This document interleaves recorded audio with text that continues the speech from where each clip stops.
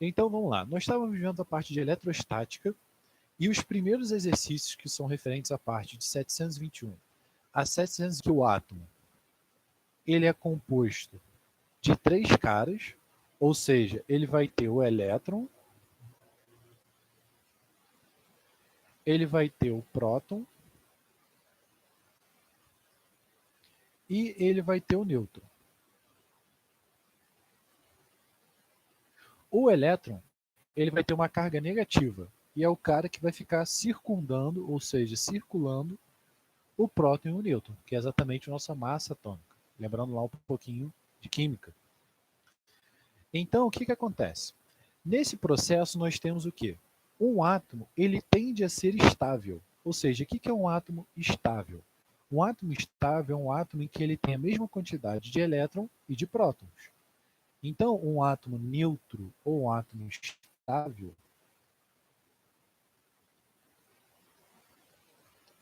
ele vai ter o quê? O mesmo número de prótons vai ser exatamente o mesmo número de elétrons.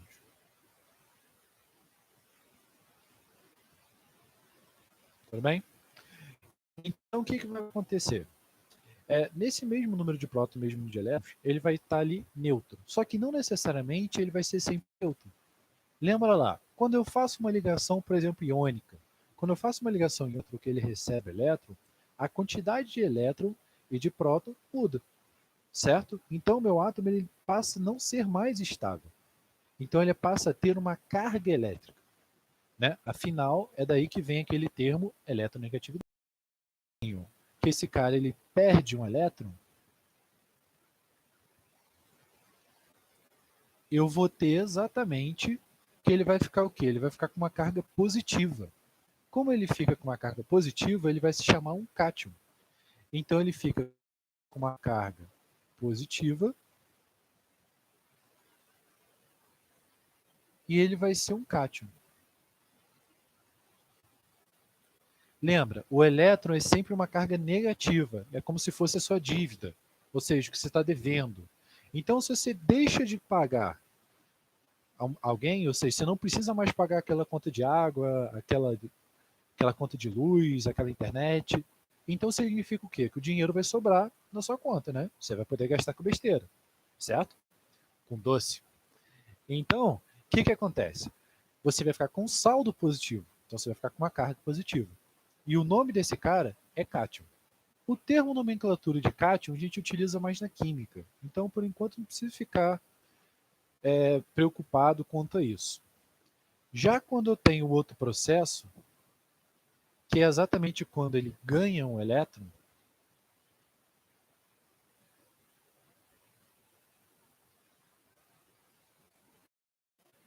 eu vou ter o quê? Eu vou ter que ele com uma carga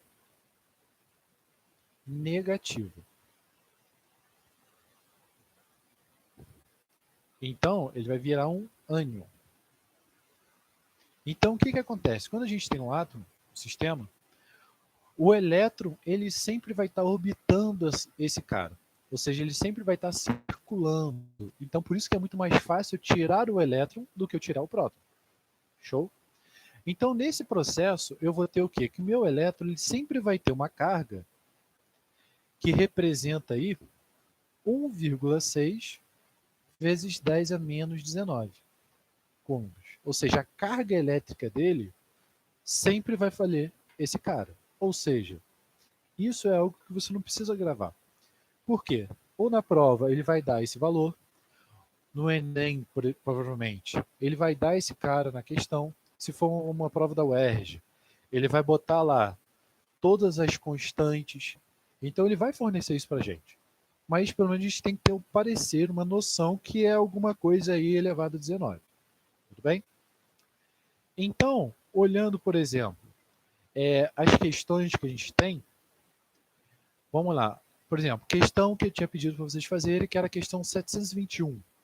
Não sei se vocês têm aí o PDF, mas o que, que eu tenho aqui? Eu vou ler as questões para você.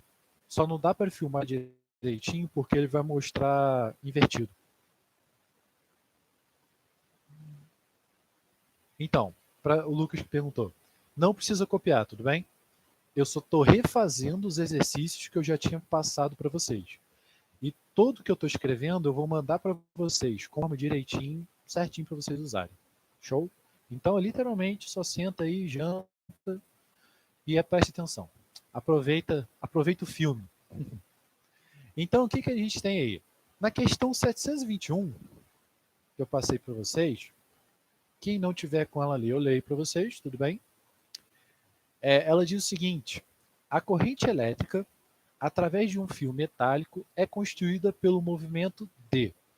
Então, nós temos lá, letra A, carga positiva no sentido da corrente, carga negativa no sentido oposto da corrente, C, elétrons livres no sentido oposto da corrente, D, íons positivos e negativos, letra E, nenhuma resposta satisfatória.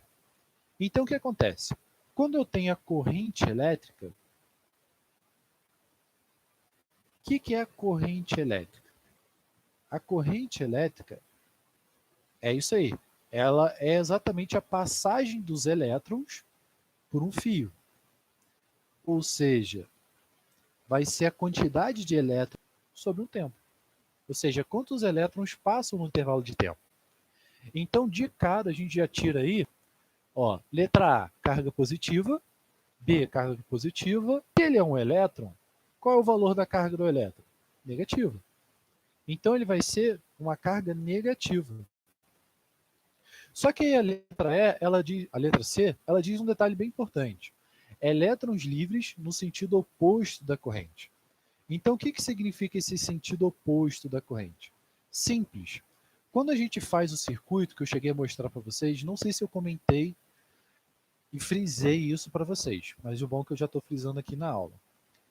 Basicamente, o que a gente tem? A corrente elétrica, ela tem um sentido, o traço menor é negativo. Então, o que significa corrente elétrica?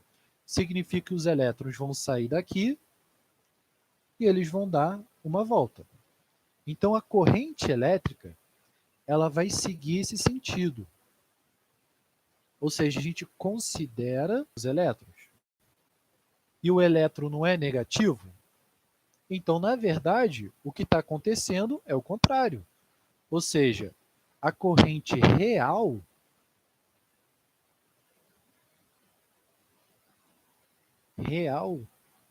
ela é a corrente elétrica.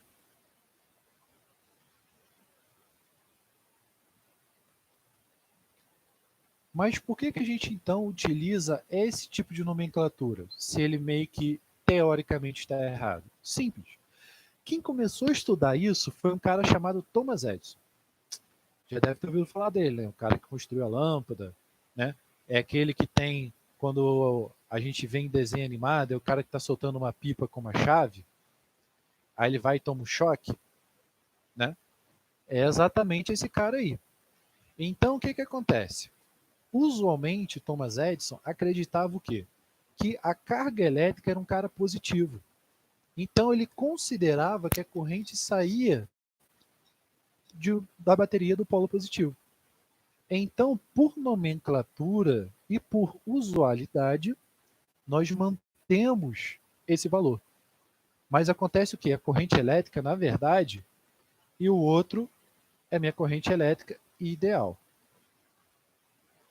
Tranquilo? Só questão de nomenclatura mesmo. Então, vamos lá. Próxima questão que a gente tem é a questão 722. Eu vou fazer algumas aqui, eu vou meio que pular. Tudo bem? Porque faz aí o que está faltando. E, te falar, para ser sincero, acho que nem vou passar mais exercícios para essa semana. Tenta só fazer esses esse. Que aí com a live já ajuda, já tranquiliza, fica mais fácil. Então, vamos lá. Nós temos aí dúvidas, então? Nem alguma dúvida? Se vocês têm? Se quiser aí escrever,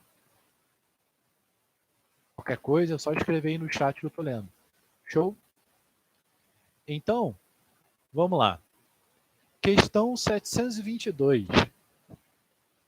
Ele diz o seguinte aí. Escrever aí para vocês. Opa. Show de bola. Muito bom, sem dúvidas. Então, vamos lá. Questão 722. Nós temos o seguinte. Considere as seguintes afirmativas a respeito do segmento AB de um fio metálico, por onde uma corrente elétrica contínua é constante. Então, eu tenho ali um fio AB, ou seja, conecta o ponto A ao ponto B, e ele fala lá, ó, no item 1, a corrente elétrica em AB é um fluxo de elétrons. 2. A corrente total em AB é nula. 3. Há uma diferença de potencial elétrico entre os extremos de A e B. Então vamos lembrar tudo que a gente estudou. O que é corrente elétrica? Corrente elétrica não é o movimento dos elétrons? Ou seja, o que é um fluxo? O que é o fluxo de água? Pensa lá. Pensa numa represa. Para aquela água esvaziar ou para uma piscina encher, eu preciso de um fluxo de água. Ou seja, eu preciso que a água passe por ali por um determinado tempo. Essa é a definição de fluxo. Então, fluxo é quantidade, volume por tempo. Então, se ele está dizendo ali que a corrente elétrica é um fluxo de elétrons, significa o quê? Que é uma quantidade de elétrons que estão passando nesse fio. Ou seja, é exatamente a definição de corrente elétrica, não é? Então, o item 1 está certo. Item 2. Corrente elétrica total é nula. O que significa corrente elétrica total nula? Vamos lá. Ó. Corrente elétrica é a quantidade de elétrons por um tempo. Então, significa o quê? Se esse cara é nulo, significa que eu não tenho tempo. Ou seja, meus elétrons não se moveram. Mas a corrente elétrica não é o movimento do elétron? Então, como que ela pode ser nula se eu não tenho o movimento do elétron? Como que ela pode existir se eu não tenho o movimento do elétron? Estranho, né? Então, esse cara, ó, isso aí é furado. Ou seja, não vale. Beleza? Então, vamos para o item 3 aí. Item 3. Há uma diferença de potencial elétrico nas extremidades. Então, lembra o que a gente conversou sobre potencial elétrico? Que eu dei uma breve resumida sobre o que era? Lembra que o potencial elétrico, pensa na corrida, ele vai começar com uma energia muito grande. Quando ele chega no final, ele vai ter essa mesma energia? Pensa uma pessoa correndo, maratona. Eu comecei ali no ponto, vai correr São Silvestre, 15 quilômetros. Ou uma maratona que é 42. Você começa com uma energia, começa no gás, começa no pique. Quando você chegar lá no fim, você vai ter essa mesma energia, você vai ter esse mesmo pique? Não vai estar, você vai estar se arrastando, vai estar morrendo lá. Então, o que acontece? O que acontece com esse potencial? Ele vai ser o mesmo? Claro que não, né? Ele vai tender a diminuir. Então, eu vou ter o quê? Que o potencial elétrico, ó, a letra de potencial elétrico, eu não mostrei para vocês, mas só para a gente ter uma ideia,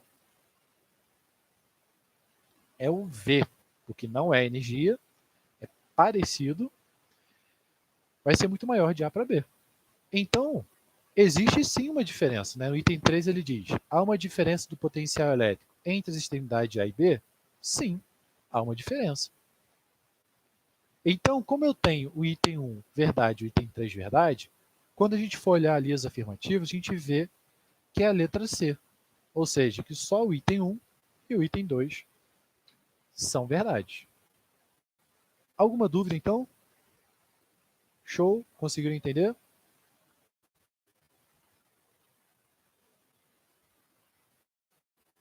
Pegaram a ideia, gente? Então, o que a gente tem aí? Ó? Essa parte eu acho que tá tranquilinho, não tá? Pô, dá para se virar. Não dá?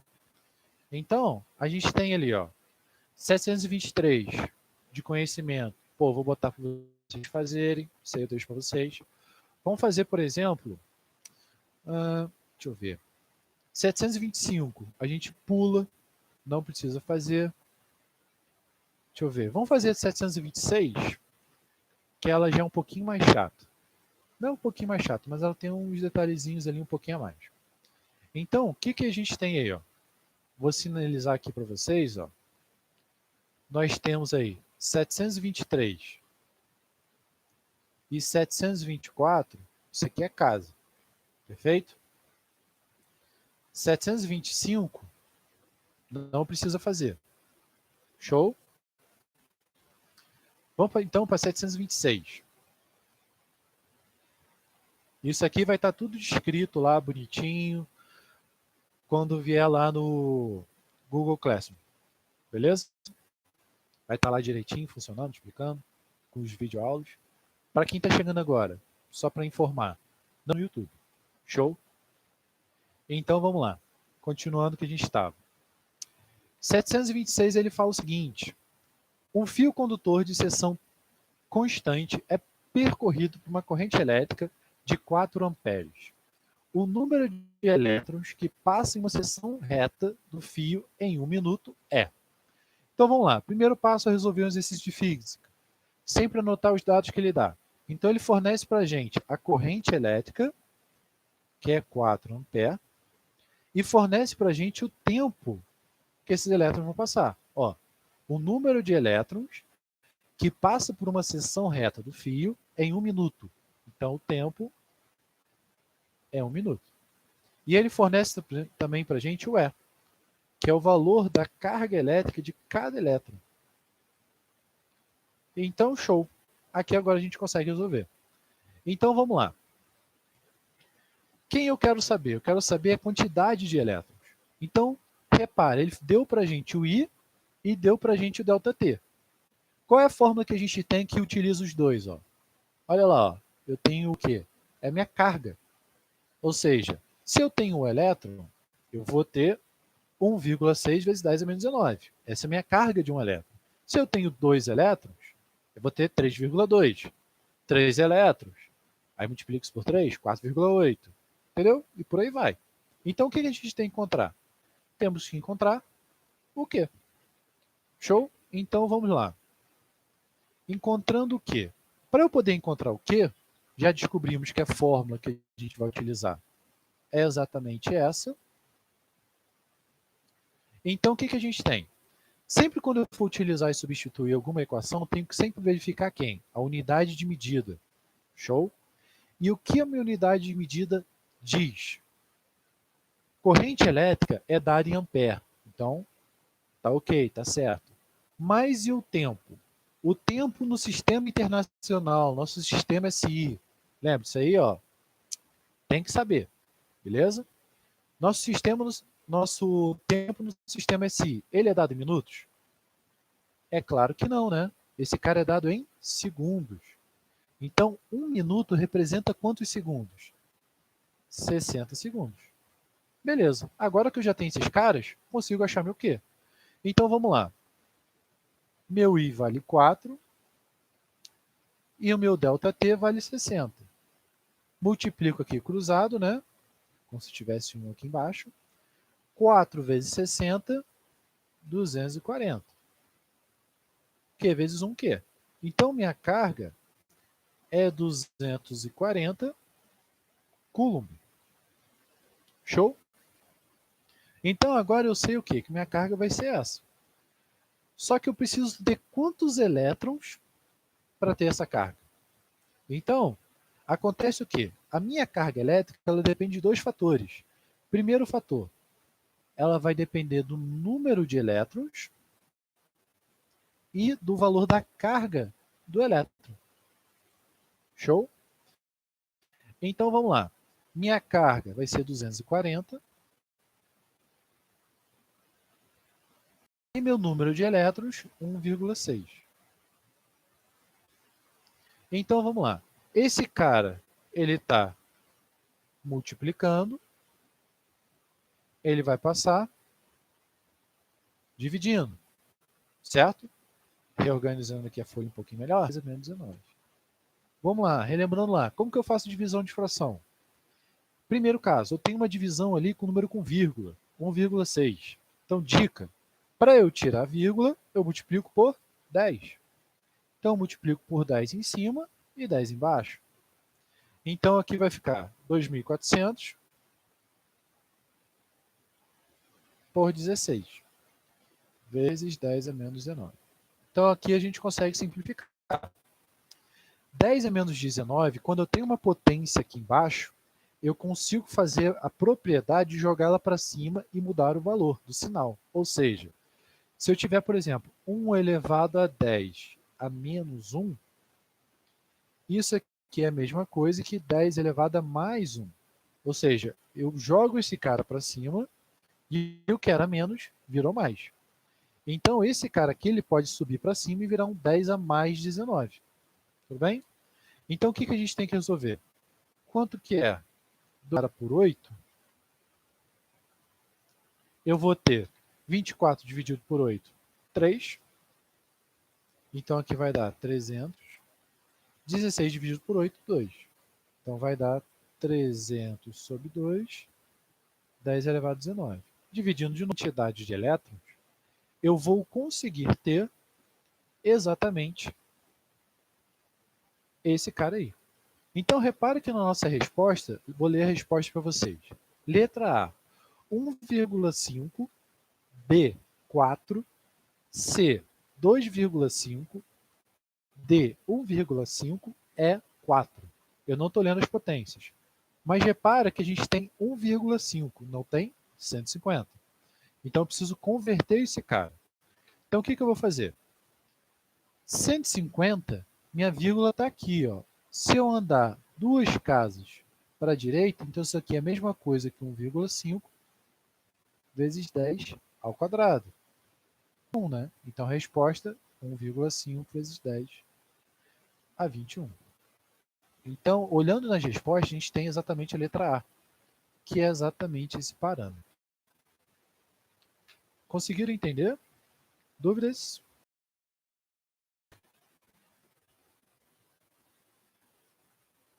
Dúvida, gente? Foi? Foi? Tranquilo? Pegaram? Então, vamos fazer mais 2 questõezinhas referentes à outra parte que eu tinha passado para vocês, que era a parte de 753.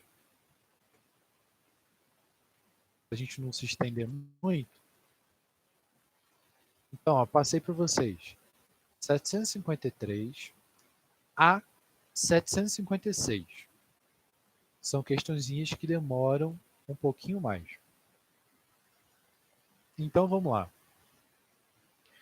Eu vou fazer com vocês duas. Vou fazer com vocês a 754, que é uma questão do Enem, que é bem chatinha com a relação que a gente estudou, e a 756. Aí a gente fecha nossa aula. Tudo bem? Então vamos lá. 754. Qualquer dúvida que vocês tiverem, é só falar, gente. Questão 754. Vou ler aí para vocês. Beleza. Então nós temos aí a distribuição média por tipo de equipamento de consumo da energia elétrica na residência do Brasil é apresentada num gráfico. Então ele dá um gráfico, um pizza, onde ele mostra ali a porcentagem de cada um deles. Que eu não vou ficar aqui desenhando, não. Vamos ler primeiro, depois a gente vê os dados importantes. Como medidas de economia em uma residência com 4 moradores e o consumo médio de energia elétrica. O consumo médio de energia elétrica foi reduzido em 300 kW. Ora, se essa residência obedecesse à distribuição dada pelo gráfico, e se nela há um único chuveiro, então só tem um chuveiro,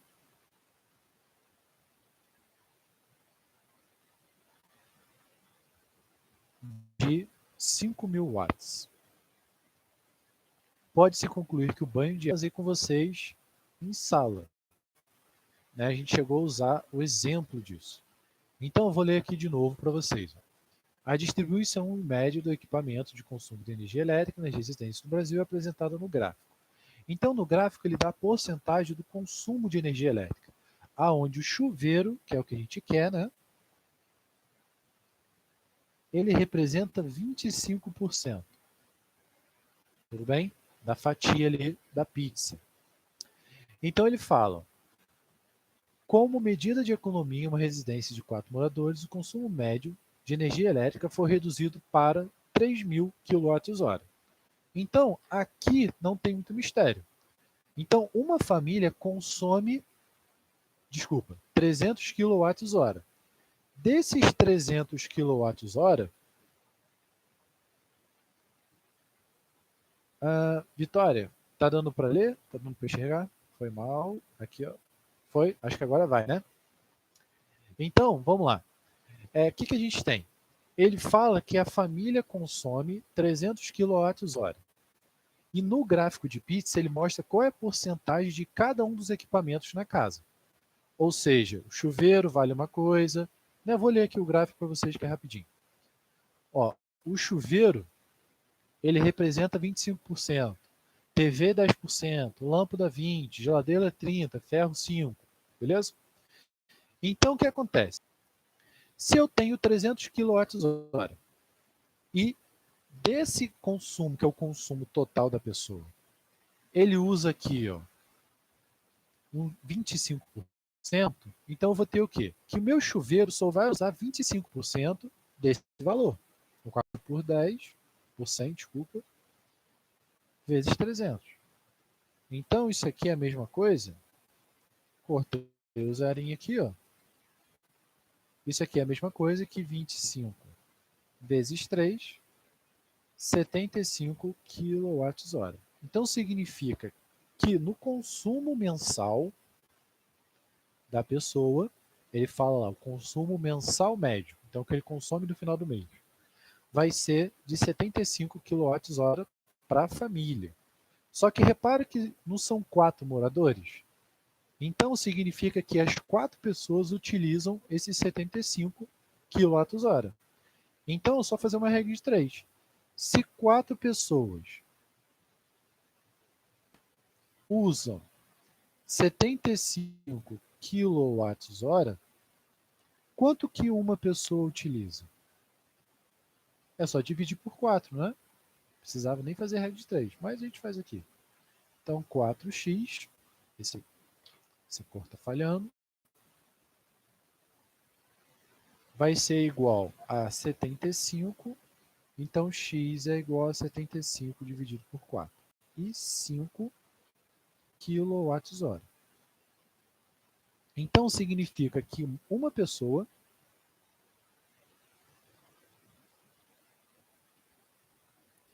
consome no mês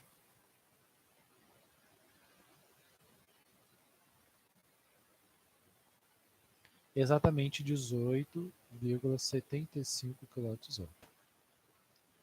Quando a gente começou a estudar a parte elétrica, nós vimos algumas fórmulas para circuito elétrico, lembram? Eram 3 fórmulas. A primeira fórmula era lá U igual a RI, P igual a I e E é igual a P vezes delta T. Essa aqui está um pouquinho diferente no livro de vocês, tá bom? Tá, P é igual a E sobre delta T, mas é a mesma coisa. Então, o que significa o U? U representa a nossa tensão. Esse cara aqui, ó, é a nossa tensão, ou DDP, diferença de potencial, voltagem, né? Tem um monte de nome para esse cara. O nosso R é nossa resistência e o nosso I é nossa corrente. Lembra que sempre quando a gente faz um exercício de algum circuito, qualquer componente eletrônico, o único cara que não varia é o nosso R. Tudo bem? Então, se ele fala que pegou um ventilador que estava no 110 e conectou no 220, embora ele queime, a única coisa que vai mudar, que não vai mudar, é o R. Então, o P vai mudar, o I vai mudar, o U vai mudar, mas o R não. Show? Então, vamos lá. O que a gente quer no final das contas? Nós queremos quem? O tempo, né? Que é o tempo que o cara ficou no chuveiro. Quem eu tenho? Quilowatts-hora, isso representa o quê? Minha energia. Então, 18,78 kWh. Isso é minha energia. Quem eu tenho mais? Eu tenho isso aqui, ó, Um chuveiro tem 5.000 watts. 5.000 watts é valor de potência. Então, o meu P é 5.000 watts. Então, repara, eu tenho E, eu tenho P. E quem eu quero? Eu quero o meu tempo, ΔT. Qual é a equação que eu tenho que tem exatamente esses caras? Primeiro, verifica se a unidade está direitinho. Show? O que isso está dizendo aqui? Ó? Minha energia está em quilowatts-hora. O que é quilo? 1 quilograma é 1.000 gramas. Perfeito?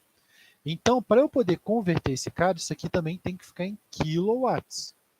Então, 5.000 watts é a mesma coisa que 5 vezes 10 elevado a 3 watts ou 5 quilowatts. Show?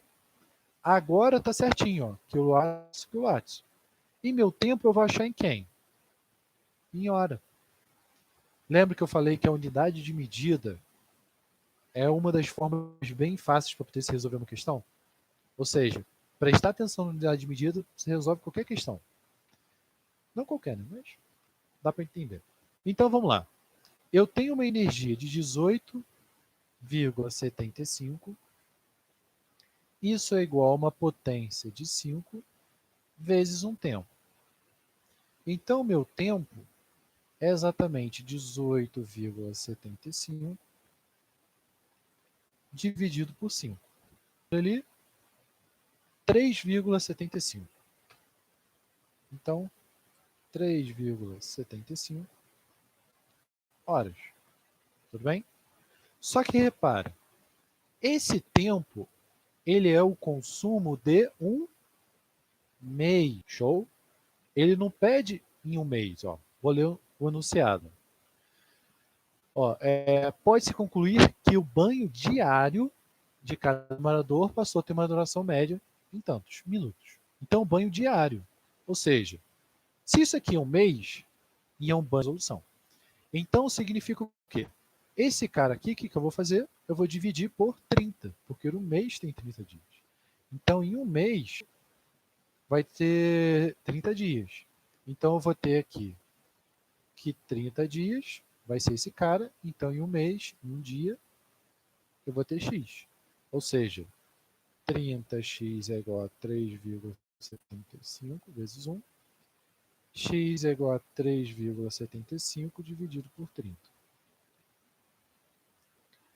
Então, esse cara dá exatamente, vou botar aqui no cantinho, 0,125 horas. Só que aí, mais uma vez, a gente mede o tempo em fração de hora, não fica muito certo, né? Ele pediu em minutos, então vamos converter em minutos. Então vamos lá. 1 hora, que é igual a 60 minutos, né? Representa... Opa, acabei fazendo conversão. 1 hora e 60 minutos. Pronto. Fica mais bonitinho. Então eu vou ter que 0,125 horas representa x minutos. Então eu vou ter que x é igual a 60 vezes 0,125. Então, multiplicando esse cara por 60, nós temos aí 7,5 minutos. Ou 7 minutos e 30 segundos. Então, essa aqui é a nossa resposta do tempo de duração diária aí de cada. Pegaram a ideia da questão? Então, observa o texto, questãozinho do Enem, vê os dados que o texto fornece, compara a unidade de medida, vê os valores de o que eu quero, o que eu preciso, a partir daí verifica quais as equações eu vou usar. Então a gente tem ali, para vocês, questão 753, que é muito parecida, só que ele leva em consideração dinheiro. Só que aí é só pensar ali o valor em quilowatt-hora que ele dá para a gente. 754 a gente acabou de fazer. 755 fica aí para vocês fazerem. E vamos fazer agora a equação a 756, para a gente fechar. Show? Então, questão aí 756.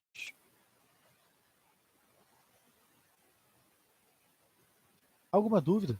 Acabei não perguntando, mas dúvidas?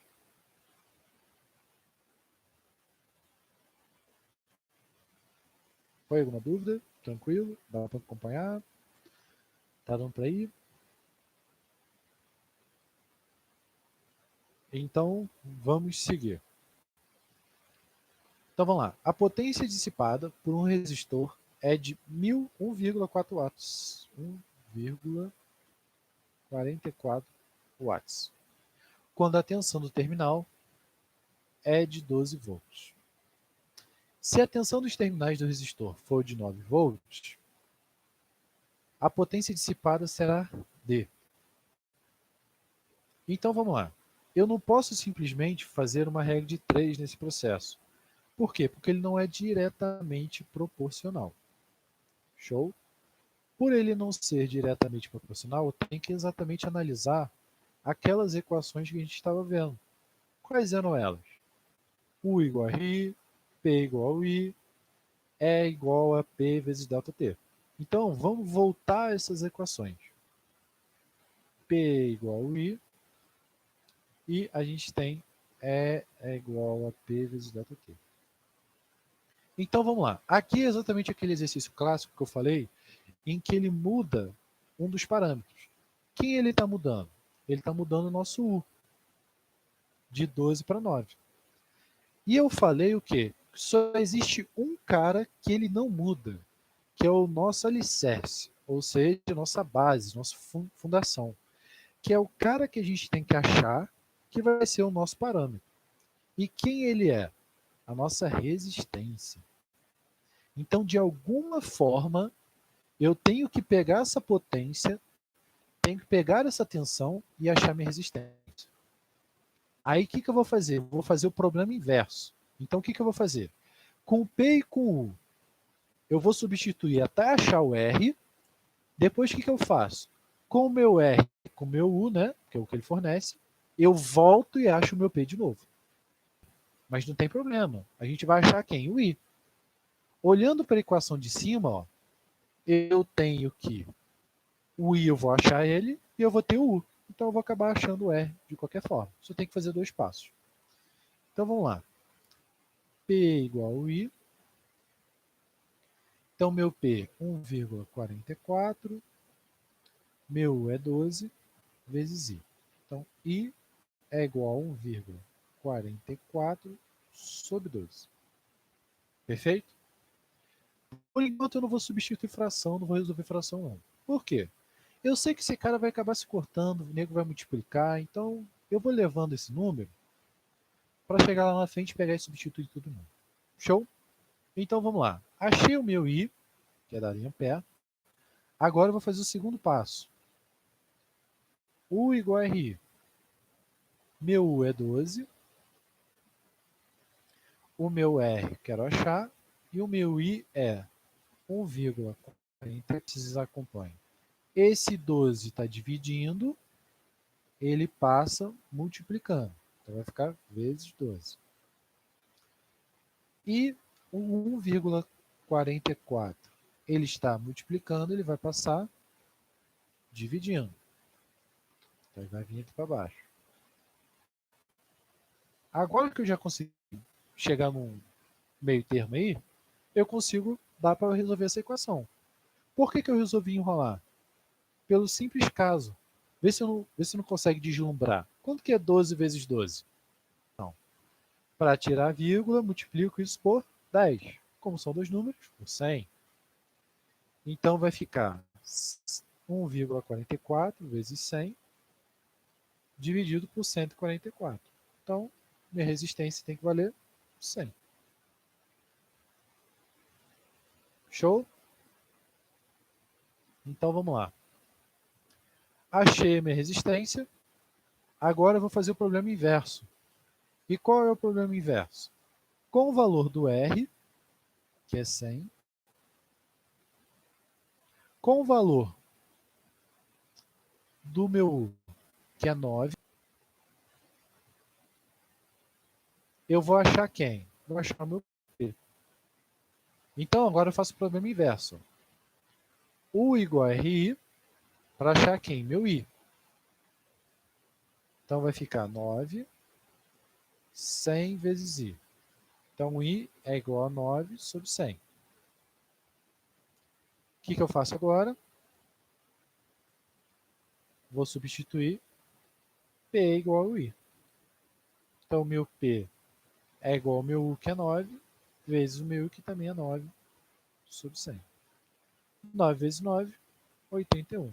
Dividido por 100, 0,81 watts. Então, minha resposta, 0,81. Repara que se eu fizer uma proporção, então, olhando as respostas, nós temos ali letra C. Show, gente? Dúvidas com relação a essa parte? Alguma dúvida? Tranquilo? Conseguiu entender? Pegar a ideia, o fundamento?